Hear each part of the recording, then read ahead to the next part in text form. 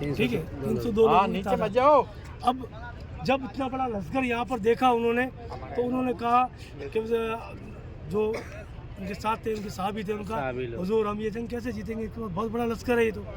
تب ہمارے نبی صلی اللہ علیہ وسلم نے یہاں اللہ سے دعا فرمائی اور اسی مسجد حریث میں یہاں ہمارے نبی پاک صلی اللہ تعالیٰ علیہ وسلم کی دعا قبول ہوئی اور ان کی قبولیت کے ساتھ اللہ تعالیٰ نے یہاں پر 5000 فرشتے نازل کیے جو جہاں پر جو پہاڑ ہے ریت کا جس کو جبل ملائکہ کہتے ہیں اس پہاڑ پہ اترے تھے اور وہ پہاڑ بتاتے کہ ریزہ ریزہ ہو گیا تھا، مطلب جو پہاڑ پتھر کا تھا وہ پہاڑ مٹی کا ہو گیا تھا ان فرشتوں کی آمد سے۔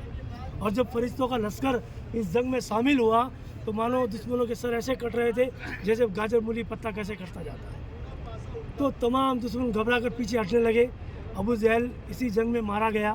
یہی جو آپ کو یہ کنواں دکھتا ہے بتاتے یہ نشانی ہے کنویں کی سامنے، یہیں پر یہ نشانی بنائی ہے، یا کنواں ہوا کرتا تھا اور یہیں پر ابو جہل کو ڈالا گیا تھا۔ ایک کنواں آگے بھی ہے وہ جو پتھر رکھے ہوئے وہاں پر تو وہ بھی نشانی بتاتے ہیں، لیکن تصدیق برابر نہیں ہے، اسی لیے اکثر زیادہ تر لوگ اسی کو مانتے ہیں۔ ٹھیک ہے، وہ کنواں جس میں ابو جہل کو ڈالا گیا تھا جو 72 ہلاک ہوئے تھے۔ جب صحابیوں نے پوچھا کہ ان 72 کا کیا کریں کہ ان کو اٹھا کے ایک ساتھ سب کو کنویں میں ڈال کے اس کو بند کر دیں، تب اس کنویں کو بند کر دیا گیا تھا اٹھا کر۔ ابو جہل کو 72 بار کاٹا گیا تھا، 72 لوگ شہید ہوئے تھے، وہاں کے مکہ کے کفار جو تھے وہ بھی اس میں مارے گئے تھے۔ تو ہمارے اس کے ساتھ ساتھ 14 صحابی بھی شہید ہوئے تھے جنہیں یہ بالکل پاس کا جو قبرستان ہے سوداؤں کا قبرستان جس کو کہتے ہیں وہ ان کو دفن کیا گیا تھا۔ اور راستے میں جب جاتے وقت کچھ لوگ گھائل تھے وہ بھی انتقال فرما گئے تھے تو ان کو بھی واپس یہاں لا کر دفن کیا، تو 16 لوگ یہاں پر ٹوٹل دفن ہوئے۔ یہ اس کی ہسٹری ہے اور ہسٹری شروع ہوتی ہے مکہ اور مدینہ، کہاں سے؟ مدینہ سے۔ جب ابو جہل کا دبدبہ بہت مکہ میں تھا اور نبی مکہ چھوڑ چکے تھے اور مدینہ آ کے بچ چکے تھے، تو ان کو خبر ملی کہ کچھ ابو جہل کے جو لوگ ہیں ویپاری جو لوگ تھے اس ویپار کرتے تھے تو ملک شام سے لوٹ رہے ہیں تو ان کے پاس ہتھیار اور مال کا ذخیرہ ہے۔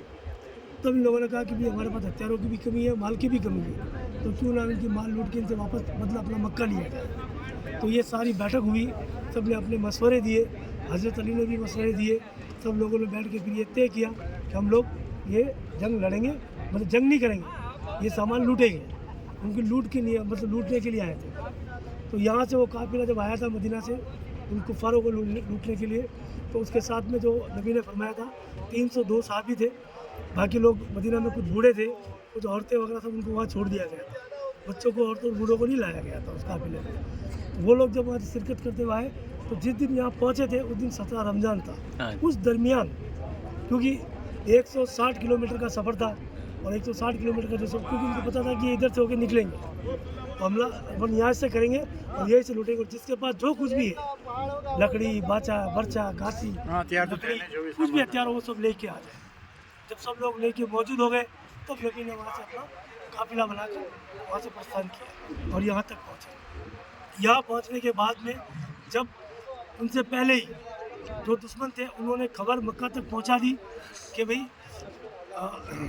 رسول صلی اللہ علیہ وسلم محمد جو ہے اپنی پوری فوج کو لے کر ان سے مقابلہ کرنے کے لیے مکہ کی طرف آ رہا ہے۔ تو بولے کہ اس کو مکہ میں گھسنے دیں گے نہیں۔ ابو جہل نے جو کہا، ابو جہل نے اپنا لشکر تیار کیا اور ناچنے گانے والے تیار کیا، اس کو راستے میں ہم ہاتھ میں ملا دیں گے، مکہ کی سرزمین کو بھی چومنے نہیں دیں گے۔ تب وہ اپنا لشکر لے کر 1000 کا لشکر جس میں 700 اونٹ اور گھوڑے تھے وہ لے کر ادھر پہنچا تھا، یہاں پہنچا تھا۔